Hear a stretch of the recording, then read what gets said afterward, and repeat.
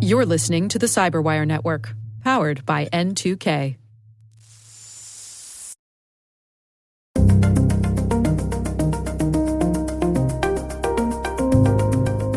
The dream that I have is that just by using technology services, security is baked in and it's included by all of the different vendors and providers out there. And I think that consumers should demand that.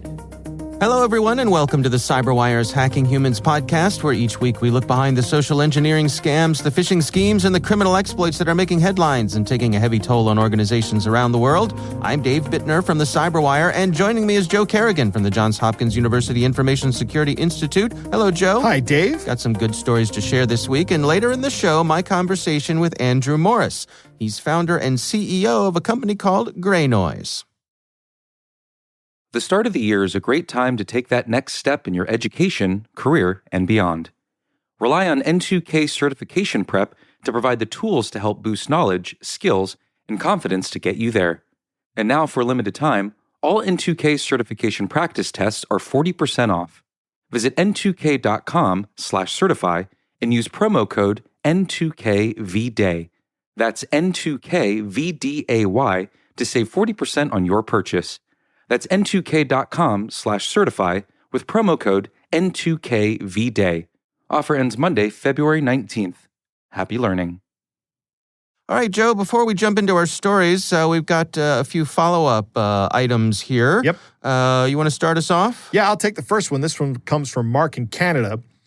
And I have to make sure I'm saying it right, Canada, because I used to have a Canadian friend who I'd tease and say Canadia. Right? Okay, but sure. now I've actually said Canadia in real conversations looking like a total idiot. Mm-hmm. So I have to Canada. So Mark in Canada writes that he loves listening to Hacking Humans and looks forward to the show every week. And he also enjoys Hacking Humans, goes to the movies. His story is about something that happened to his son who plays MMORPG games.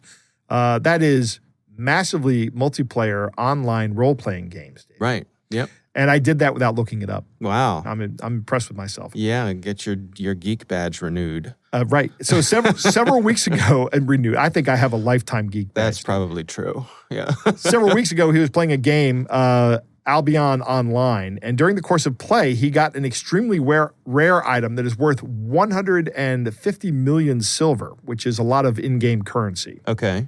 And he wasn't interested in keeping it, so he put it on, posted it like he was going to sell it.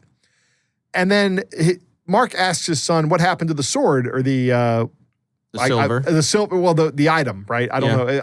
I'm thinking sword because I'm immediately going to the South Park episode where they have the sword. Okay. I don't know if you've ever seen it. It's called Make Love, Not Warcraft. Excellent South Park episode. Okay. If you haven't seen it, go watch that. All right. It's funny. But he fast forward to a couple of weeks and he says, what happened? And his son said he got scammed out of it and it went down like this. Someone contacted him and said, hey, I'd like to buy it. But during the transaction, he agreed to a price of 150 million silver.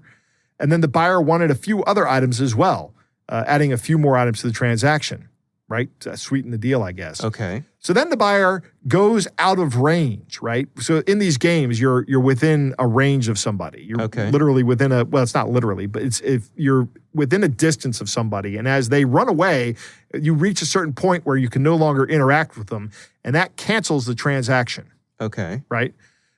So the guy comes back and goes, oh, I'm sorry, I must have moved away. And he reproposes the transaction, but this time he removes a zero from the transaction. Oh. Now, if you remember your elementary math, zeros are very important in large numbers. So I've been told. Right. Okay. But his son didn't notice that a zero had been shaved off. And that's what it's called, shaving, right? Mm-hmm. And so he only got 15 million silver for an item worth 150 million silver. Oh. He looks up the character's gone. It's a new character, and the item may not even be with that person anymore. He may have turned around and flipped it and made 90% on that. But he contacts the support forums, and their response is, we don't get involved in user transactions. You got to be careful. Mm-hmm. That's it. Mark has some comments. He says, as his son was telling him the story, two things came to mind. Don't shame the person because it's not stupid. This is just an oversight that the person made. And this is a carefully crafted trick that this guy pulled on Mark's son. Right. Right? He does this probably for a living. And when this guy comes back in and proposes a transaction, more experienced players are going to be like, hey, wait a minute, you removed the zero. And that's going to be the end of it, right? But if you're new to this and you're lucky like Mark's son was, you might get scammed out of it. Mm-hmm. Well, and certainly Mark's son is going to be more mindful of it from here on out. He'll be mindful of it in the future. He probably won't get shaved again. Yeah. All right. Well, thanks for sending that in, Mark. We got a couple of letters from different listeners, a handful of people who were following up on our question about why people enable macros. Right. And one of the more interesting ones, someone wrote in and said that they use Office macros because they're not allowed to use other automation tools. Mm-hmm. So their organization that they work for won't let them use standalone automation tools or use APIs for automation and that sort of thing, presumably for security reasons. But everybody has Excel. Right. This is another prime example of security being circumvented by creative people. Right. Because you're not letting them do something they should be doing. So you're actually making your organization less secure. That's right. When you do this. Yeah. And that's exactly what I was thinking, that this is, I don't know, we call it shadow IT, where if people will find a way to get the work done that they need to get done with what you've provided them with. And so by saying no to one thing, you're making them open up a vulnerability somewhere else. Right. Isn't that interesting? You can think of it like a balloon, like one of those long clown balloons that you make in animals. You only fill it up so much, right? So it only has so much air in it. But if you squeeze that balloon, that air goes somewhere. Okay, very good, very good. You're the king of eloquent analogies, Joe. I am the king of complex, barely applicable analogies. That's me. Okay. All right. Well, thanks to everyone who's sent these things to us. We do appreciate it. We would love to hear from you. You can write us at hackinghumans@thecyberwire.com. All right. Let's jump into our stories here, Joe. I'm going to kick things off for us. My story comes from the folks over at Red Canary. They have a detection and response team. They're a security company. And they published some research recently. This is written by Aidan Russell. And it's about some malware that's called Chrome Loader. And this is a browser hijacker. But it uses PowerShell for some of the things that it does. Now, for folks who aren't familiar with it, Joe, can you explain to us what PowerShell is? PowerShell is Windows' answer to Linux scripting. Okay. Or Unix scripting. It's a very powerful development environment that essentially lets you script a lot of things in the operating system. You remember back in the old DOS days, we had batch files? Yeah. .bat. This is like that, but on steroids. Okay. So that's a really dumbed down explanation of it. It's really powerful, and you can do just about anything to the operating system that you want to do. Right. So Chrome Loader is a browser hijacker, and what happens is you get this on your system and it modifies your browser settings. Primarily, it's used to redirect you to advertising websites. And also, typically, these sorts of things will take over your, it'll change the default for your search engine. I think I talked about this on a past show. My father fell victim to one of these things, several times. I visited my father, and I'd go on, Dave, the computer's not working, and I'd go over and to work on the computer, and I'd bring up a browser window, that should have popped up with, say, Google. Right. And it was just something that said, search, but it was in the Google colors. Seems and legit. Looked like the Google logo. So for folks, who weren't up on these things, it looked legit. Yeah, but it was not. In that case, I don't know how it kept getting reloaded on there. My favorite example of that, do you remember the Skirple pens? No. I showed you a logo. This was probably a couple of years ago. Yes. I showed you a logo and said, what is this? And you said, it's a Sharpie. Right. And I said, no, it's a Skirple. And then you look close. And this logo for all the world looks like Sharpie. Yeah. But it isn't. Yeah. So this Chrome Loader, there is a Windows version. Evidently, there's also a Mac version, which isn't going to be using PowerShell. But The way that you get this on your system is by downloading pirated things. So movies, software, that sort of thing. The old pirated software vector. Right. So there is no free lunch. You can't get something for nothing. That is the oldest vector for malware in the book. Joe, for the good old days when you could fire up the Pirate Bay and download some software and not get malware on it. Those days are long gone. Those days have never existed, I don't think. Pirate Bay, I mean, this has been around much longer than Pirate Bay. Right. There used to be, I remember the first time I heard about it, someone wrote down Wares, W-A-R-Z, and I said, Juarez. And they said, no, it's pronounced Wares. Yeah. I'm like, oh, hacker speak, right? And they're like, yeah. And this guy was saying, you can get all kinds of software on these sites. And I'm like, I'm not doing that. Right. Just asking for trouble. Right. So they say in this blog post, we'll have a link to this blog post in the show notes, which has all the technical details, has the indicators of compromise, all the things you should look out for. But the bottom line here is obviously don't go downloading things you shouldn't be downloading. Yes. But also be suspicious of ISO files or DMG files on the Mac. So basically disk image files. Yes. And then absolutely. also be on the lookout for PowerShell execution on the Windows side. You know, one of the things I say is if you can stop people from using PowerShell in your organization, this is an organizational thing. Yeah. Then you should disable PowerShell because the vast majority of your users don't need it. Yeah. And for the folks who do, they can come and ask, make their case. Right. And you can enable it for them. Yes. But not globally. Correct. Yeah. PowerShell should be an exception, not the rule. Yeah.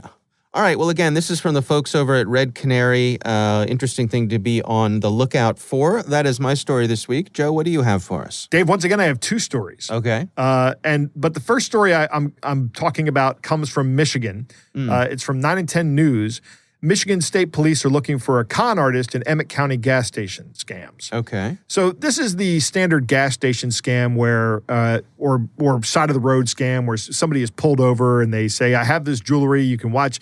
They've always got some reason they need money for gas, right? Yes. I fell for that one once. Right. Talked about it on this show. Yep. You got some crappy jewelry in exchange for $20. That's right. Right. And I often say that if you really think someone is in a jam, it's better to help them out than to leave the fellow human stranded. But Sure. When you see this scam, when somebody says, "Look, I'll give you this jewelry, just hold on to it," that should be a red flag, right? But what happened in this case was somebody gave the family money and later found them not buying gas or food. And then the person follows this family to another gas station and they saw them asking someone else for money.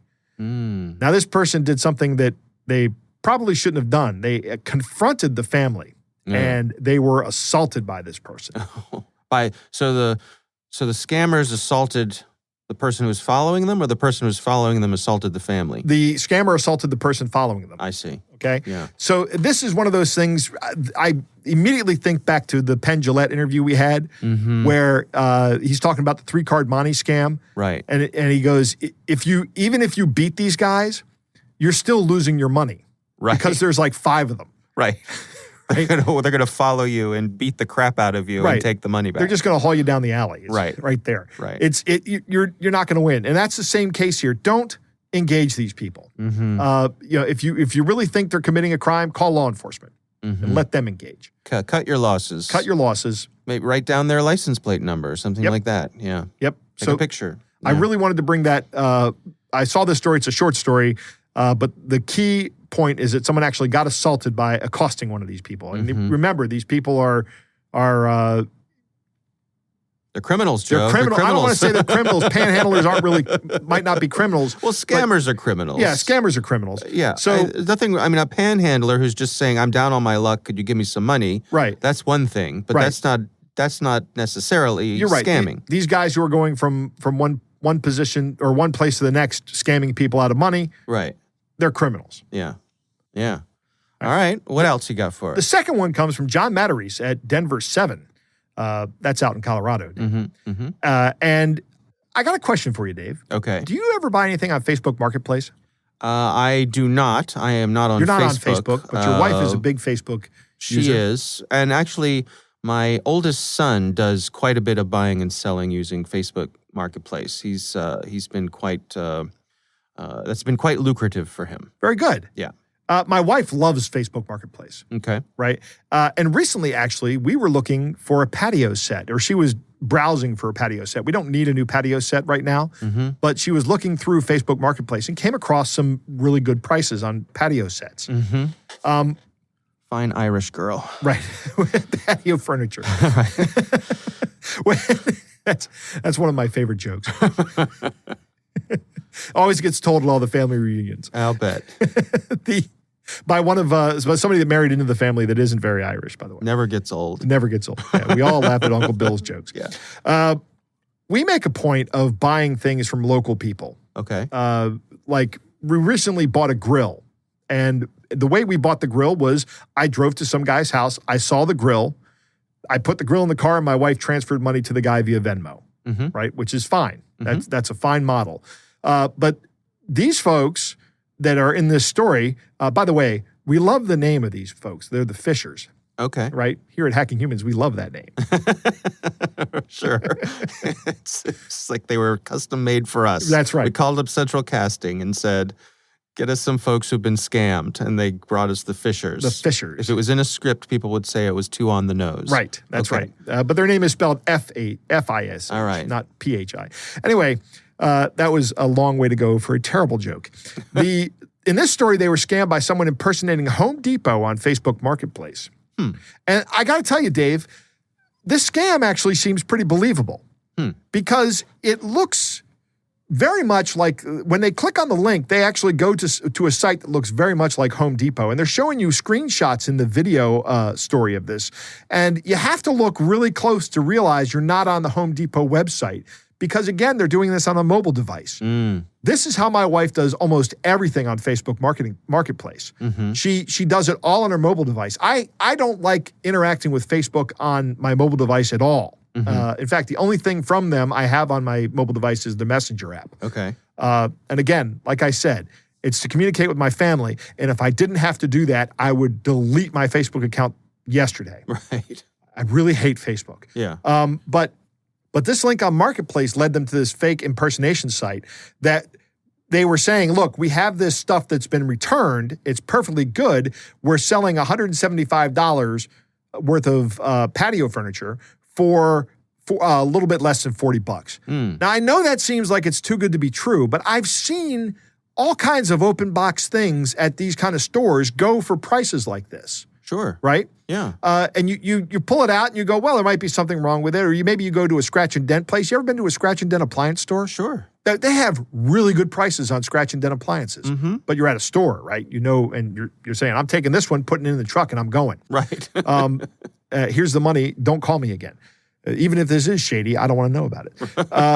But these folks said, okay, well, fine. We'll go and buy this because they were looking for new patio furniture. They paid it. And then they got a confirmation via PayPal with, I think it was Chinese across the bottom of it. Uh-oh. And then they try sending emails, and they get no response from the emails, and their patio furniture is still not arrived. They've gotten scammed out of this money. So a couple of things about this. Facebook Marketplace is a great place to get good deals. Make sure you're dealing with somebody that's local, right? Another Facebook user is the way I like to do it. Don't go to a website and buy things, even though that, I'm sure that there are plenty of people on Facebook. How does your son do it? Does he have a website, or does he just sell things on the marketplace? And I think he just does it right on the marketplace. I'm not sure. Because I'm not on Facebook, I haven't actually witnessed it. But I know he does a lot of buying and selling of things. You know, but he'll go shop at a yard sale or something and find something of value and stick it on Facebook Marketplace and profit. Awesome. Yeah. Sounds like a fun hobby. It is. You know, it's just a little extra cash for him. Maybe after my NFT thing, I'll try that. Right, okay. Joe's get-rich-quick schemes. Yeah. So good news, couple of good news points here. One, these folks lost less than $40. Wasn't a big hit for them. I mean, still disappointing. But it's $40 is a cheap way to learn this lesson. Yeah. Okay? And the other thing is the Fishers came forward and told their story, right? Right. It's embarrassing to get scammed out of any amount of money. But these folks went on the news and told their story. So I'm always a big fan of people doing that. Yeah. Because every single person that hears this story now is less likely to fall for the scam when they see it. Right. All right. Interesting stuff. We will have a link to both of those stories in the show notes. And again, we would love to hear from you. If there's something you'd like us to consider, send us an email to hackinghumans@thecyberwire.com. All right, Joe, it's time to move on to our catch of the day.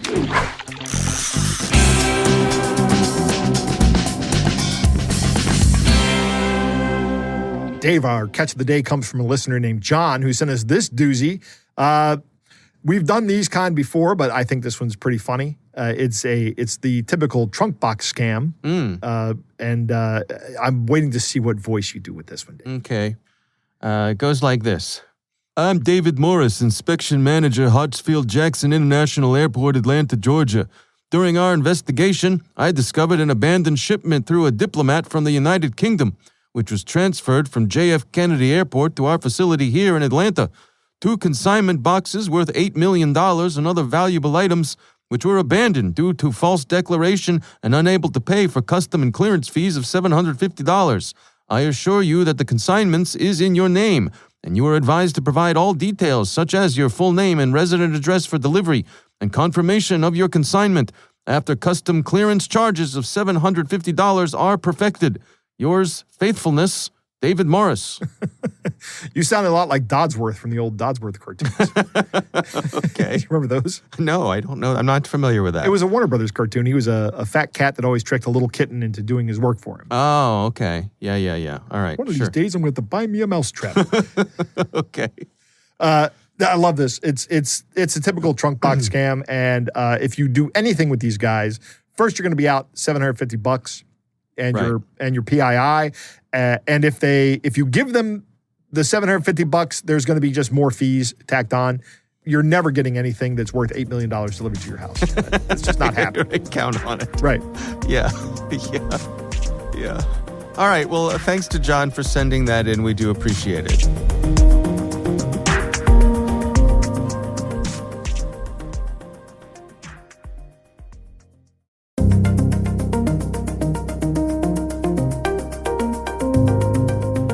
All right, Joe, I recently had the pleasure of speaking with Andrew Morris. He is the founder and CEO of an organization called Gray Noise. Here's our conversation. Basically, the metaphor that I'll give people is kind of the equivalent of the miscreant criminal or villain who walks down the street jiggling car doors and house doors to try to just see what's unlocked. And if they happen into something that's unlocked, checking the inside to see if there's anything valuable, but not necessarily going after anyone in particular, just looking to see what they acquire and doing that. This is basically the cyber equivalent of that, which is when a usually villain, bad guy, etc., scans the internet, port scans the internet, conducts a technical bit of reconnaissance, but instead of it being on one host, it's on many hosts or on every host that is routable on the internet, checking for the presence or the existence of a certain kind of software, then checking for the existence of, in the subset of devices that are running that software, checking for the existence of a vulnerability. And then if it comes back in the affirmative, attempting to exploit that vulnerability for gain in some purpose. And that is effectively what we're talking about when we talk about scan and exploit. Well, walk me through the process here. I mean, suppose I was someone who wanted to go about, doing these evil deeds. How would I do it? What sort of infrastructure would I need to set up, and how are they generally going about it? I can't believe I'm about to give you a blueprint at how to do this, but I'm going to do it. I'm going to do it nonetheless. So basically, if you're gonna do this, the first suggestion that I have is don't. The second suggestion that I have is, you're going to need to acquire one or many hosts that you're going to be conducting the scanning from on the internet. So that might be a host in AWS. More likely it's going to be a host in some bulletproof hosting provider, or it's going to be an existing compromised device that you already have access to. So you're going to need 1, 5, 10, a handful of hosts that you're going to be conducting this activity from. Then you're going to run some kind of tool like maybe ZMAP or MassScan or Unicorn Scan or Nmap, or maybe you're just going to use an existing data set such as from Census or Shodan, et cetera. Then what you're going to do is you're going to actually scan the internet for whatever the port is or the ports are that service is generally running on. You're then going to filter it down and you're going to check for the existence of the software. That's where you're going to want to use something like Nmap or something that Banner grabs, et cetera. Then you're going to take the subset of hosts that you've found that are running the software that you're looking for, and you're going to check for the existence of those vulnerabilities. You may use Metasploit to do that. You may use a custom script to do that. You may use a POC or an exploit code to do that. You may use some bug bounty code to do that. And then finally, once you have the list of vulnerable hosts, you're going to actually deliver the exploit with the payload that you're trying to deliver. And all of those things together are how you conduct a scan and exploit attack on the internet. But again, just to reiterate, super illegal unless you're trying to get your door kicked down by the Bureau. I would advise against it. Well, so help me understand that as well. I mean, are there any benign reasons for port scanning the internet? Port scanning the internet, absolutely. There are tons of them. The way that Google really started is that they decided that they were going to index the internet and allow people to search it. And the way that you do that is by scanning and crawling the internet for content, then putting that content into a searchable database and then allowing people to search that database to find stuff on the internet. That's just the oldest example that I can think of. That's just search, right? Building a search engine. Separately, I mean, there are countless cybersecurity researchers who scan the internet to find risk exposure to new vulnerabilities for totally benign and honestly positive purposes. Tons of research organizations that do this, tons of individual cybersecurity researchers who do this. There are entire companies that are built around this. Good, positive security companies that are scanning the internet to try to warn their customers and their users of the presence of vulnerabilities on their perimeter. And so there are a ton of reasons to scan the internet and crawl the internet. And even there are a ton of benign reasons to vulnerability check hosts on the internet. There are approximately 0 benign reasons to exploit hosts opportunistically on the internet unless there are wildly extenuating circumstances. I see. So what are you and your colleagues tracking here? I mean, my understanding is we're seeing a real uptick in these sorts of attacks. Yeah, that's exactly right. So I think fear-mongering is generally a bad thing. And I think that it's generally something that most of the time cybersecurity companies do when they're trying to sell you stuff. And granted, my hands aren't completely clean on this. Like, we have a product that is geared towards solving this problem, but we give a lot of stuff away for free also, just to kind of put our money where our mouth is. The long and the short of why this matters and why we're sort of sounding the alarm on it is that our professional opinion, having studied opportunistic internet-wide scanning, internet background noise, mass exploitation for 5+ years, is that opportunistic exploitation, scan and exploit, is increasing in volume, and it is increasing in frequency, and the amount of time that it takes to go from effectively vulnerability being disclosed to some nefarious actor attempting to exploit every single vulnerable host on the internet for nefarious gains has shrunk drastically over the last 2 years in particular. And so our sort of warning message to the technology community, the security community, is that this is going to continue to happen. This is going to continue to get worse. Things like Log4j are going to continue to happen. They may not be as bad as that. That was actually a pretty kind of worst case scenario, but they're going to keep happening. There's no reason why they're not. And so the existing security products that are out there and the existing technology solutions that are out there do nothing to prevent this kind of attack from happening and being successful. And so we're trying to build solutions to this problem to help people kind of deal with it. And at the end of the day, we believe at Gray Noise that more of the attacks that defenders care about than not are actually completely opportunistic, and they're actually hitting everybody on the entire internet, not just them specifically. And so if we can eradicate this entire class of threat, we can save people an insane amount of time. And that's what we're really focused on at Gray Noise. But to answer your question, it's because scan and exploit is getting worse. It's absolutely getting worse. You know, to kind of mix metaphors and go back to what you were saying about someone walking through the neighborhood checking car doors, you know, there's that old saying about how if you and I are being chased by a bear, I don't have to outrun the bear, I just outrun you. And I think similarly, when it comes to car doors, you know, I think speaking to the opportunistic element of this, if I lock my car door and my next door neighbor doesn't, that may be all it takes to keep my car from being rummaged through.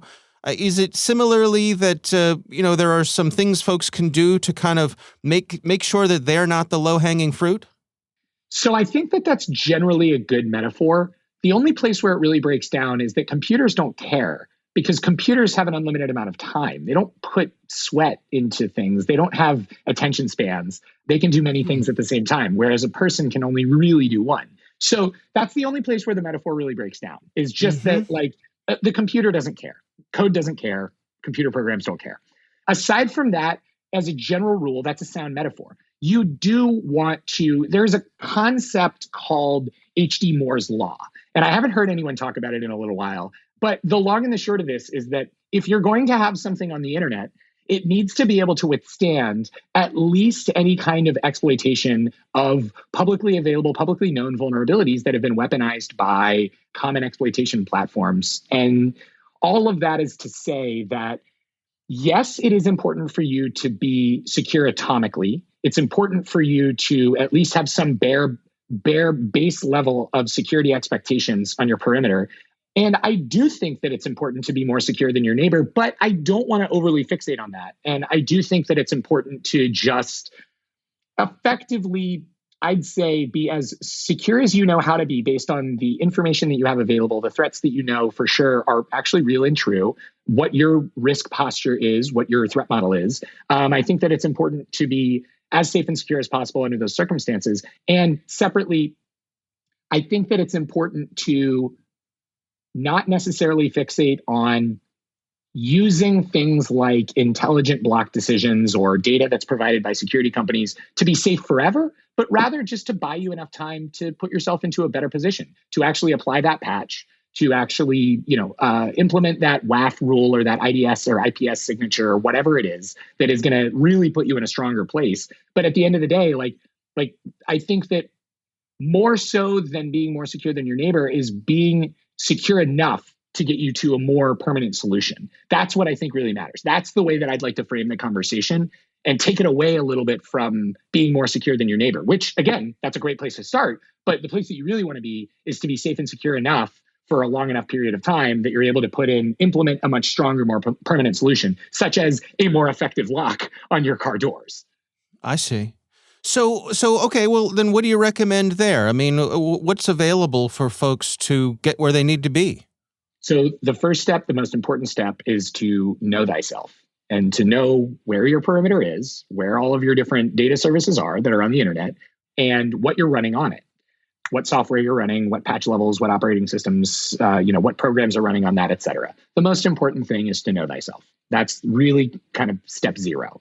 The next thing that I would really suggest for organizations that are protecting perimeters from nefarious actors is that not all, I would say, security intelligence and security data is created equally. I think it's really important to probe the vendors and the providers of that data and information to get an understanding of how and why they have that data, where it comes from, where they're sourcing it from, so that you can get a little bit of a better picture of whether or not you can trust it. Because the trust is what really matters a lot. And then once you have developed some amount of trust on the quality of data that you're receiving in terms of like making preeminent block or preventative steps towards patching and mitigation, et cetera, I think that it's really important that I would say block logic or data that you're using is relevant to your organization. Why would you spend money, time, resources, et cetera,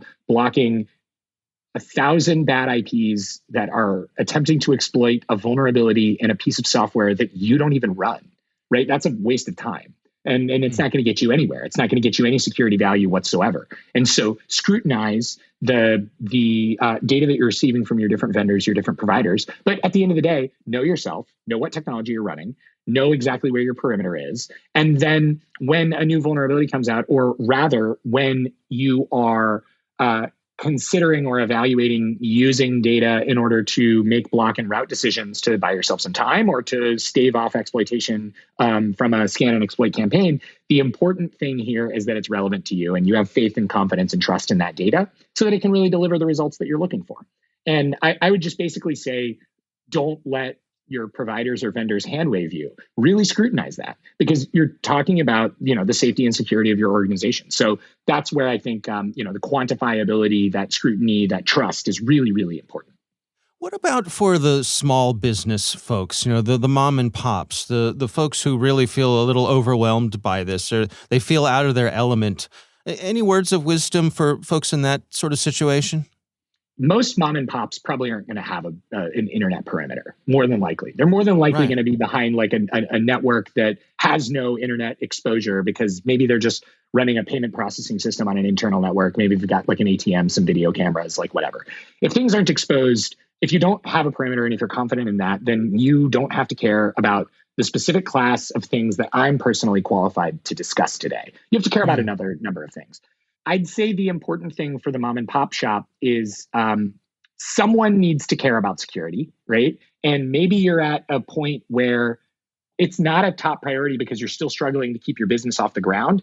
That's an important conversation to have with yourself. Once an organization goes above a certain size and requires a certain amount of technology enablement and thus has a certain amount of technical exposure, someone's going to have to care about the security of that.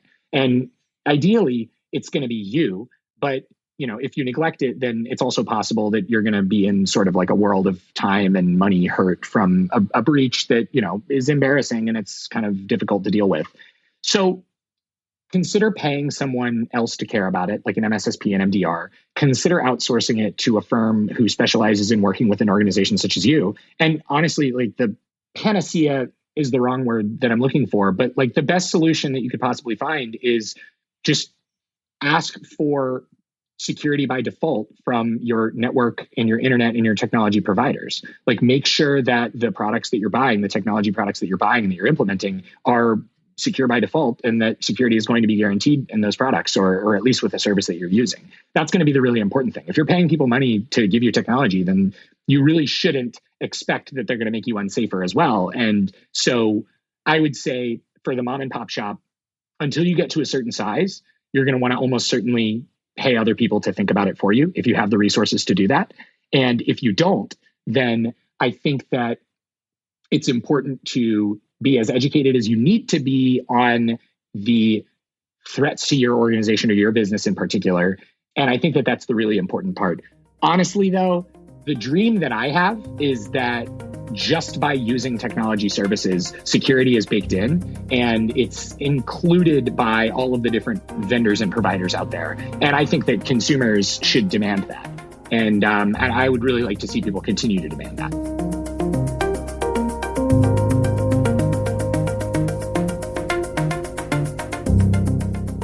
Joe, what do you think?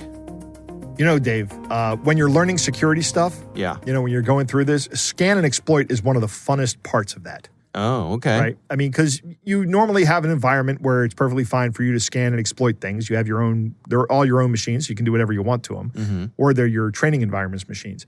But it's really fun. It's good stuff. However, I like his suggestion when he says if you're going to do this on the internet. He just flat out says don't. Right?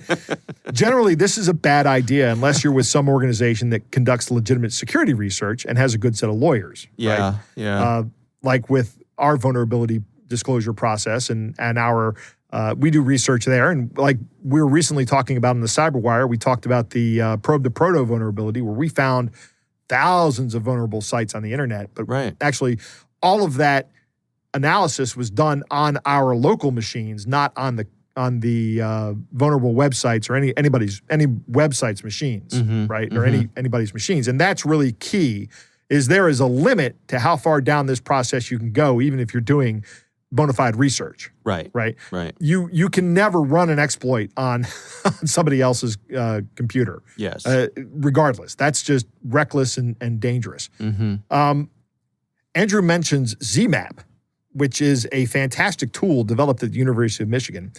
I have a great story about ZMAP. Okay. One of our grad students, one of our PhD students, went out to University of Michigan and worked with the people that developed it. He spent a summer out there, and including Michael Bailey, who is now at University of Illinois Urbana-Champaign. I've met Michael, talked with him. I really like him. Michael's done some interesting research in social engineering as well. I think I've talked about his research with the USB dropping. But the other thing that he's really good at is he's done is IP fingerprinting, right? Which I think is interesting, and that's part of this scan and exploit thing. right? It lets you know exactly what's going on there. Anyway, this PhD student brought the Nmap software or ZMap software back to Hopkins and did a scan of the internet for a certain port just to see what was open. And Yes. and the phone started ringing. Okay. Did somebody just run a massive port scan out of your organization? Essentially scanning the entire internet to see if any of these ports are open? And the answer to that question was, of course, yes. Yes, that has happened. Okay. Now we have our own separate network where that happens. So we don't get the phone calls from our network security guys anymore. I see. Did someone get a stern talking to? Someone did get a stern talking to. Yes. Okay. This was just a little bit before my time, so I've only heard the stories. I wasn't around for it. Okay. It's a good story. And ZMap is an interesting tool as well. Yeah. These kind of attacks are exactly why patch management is important. Okay? These are opportunistic attacks, and you don't want to be the opportunity. Andrew makes a great point. These exploits go from concept to actionable software remarkably quickly. Right. You don't have a lot of time. When you hear about a 0-day patch, you need to patch that now. One of the things I like to say is they should have that in negative numbers, right? It shouldn't be a 0-day. It should be like a -7-day, right? Because chances are, if the security breacher has found it, somebody else may have found it as well. Power up the time machine. Right, Yeah. exactly. Okay. Computers are very patient. They will do everything asked of them, and they really don't care about time. That's your analogy with the going around checking car doors. A computer can not only check car doors, it can check every single car door and the trunk and the hood and to see if it has any key fobs that can get in. And it can spend all the time in the world doing that, and you don't have to be around for it. Right. It's an interesting way that Andrew talks about the analogy breaking down there. Yeah. It's key takeaway. Temet nosce, know thyself, right? Yeah. This is one of the biggest issues in the IT industry is you need to have a handle on all the equipment that you're responsible for and what's running on it. And that kind of inventory management gets much more difficult the larger your organization gets. Right. Right? You start off with maybe 5 computers. It's easy to know what those 5 computers are. But now you've grown to a company with 50 computers or 50 people. And maybe some of those people have 2 computers. Maybe they're bringing their own devices, like we talked about earlier, Shadow IT. Yeah. What kind of software are these folks running? They've probably gone out and installed open source software on all these machines to make sure that things are out there. You can use this scan and exploit technology to your own advantage as well. There are tools out there that actually do vulnerability scanning on your network to see if there's anything that you don't know about. Right. There are plenty of tools out there for that. Yeah, just think about how many times somebody, Bob, run down to Office Depot and get a inkjet printer. We need to print some labels or something, and put it on the network. Yeah, just plug it in. Yep. We got to get this job out, whatever it takes. That's right, and that's an important point, Dave. People aren't doing this because they don't care about security. They're doing this because they want to get the work done. Right. Right. They have a job to do, and they want to do it, and they want to do it well. Right. So yeah. It's important that security is part of that. For smaller organizations, be mindful of security and ask for it from your vendors. Limit your exposure as much as possible. Like we talked about earlier, if you don't need it, turn it off. That's one of my favorite things to tell smaller organizations is just get rid of make your footprint as small as possible, right? And then if you can, outsource it. Outsource it to somebody where that's their job, like a managed service provider or something else. Yeah. All right. Well, again, our thanks to Andrew Morris for joining us. He is the founder and CEO of Gray Noise.